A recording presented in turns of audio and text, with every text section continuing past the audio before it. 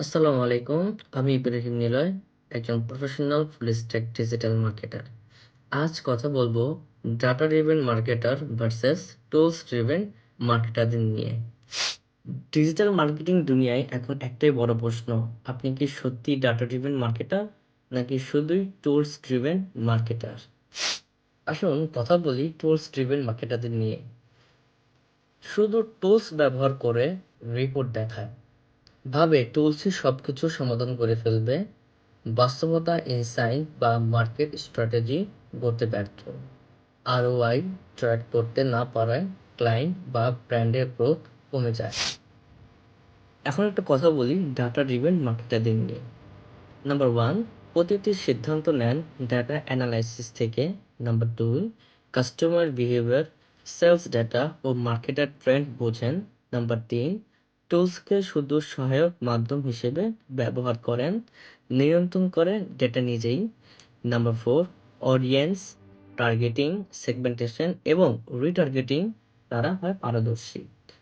এবং সর্বশেষ আরওআই ও ব্র্যান্ড গ্রোথকে টেকসই করে তোলেন। বাস্তবতা, বেশিরভাগ মার্কেটার এখন টুলস ড্রিভেন, অথচ টুলসকে কাজে লাগিয়ে ডেটা থেকে ইনসাইট বের করার ক্ষমতাই আসল সাফল্য।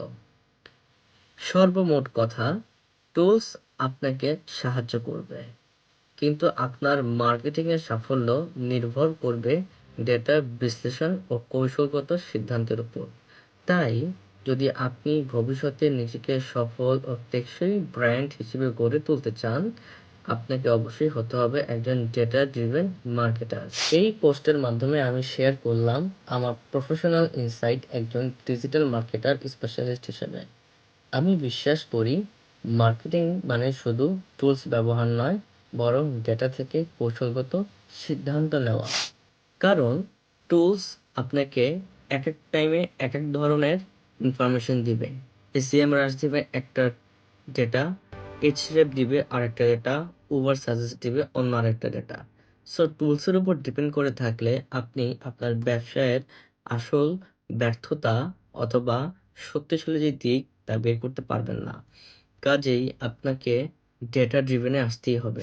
ডেটাকে অ্যানালাইজ করে পরবর্তী ধাপ কী হবে সেটা ডেটা ড্রিভেন মার্কেটাররাই জেনে থাকে।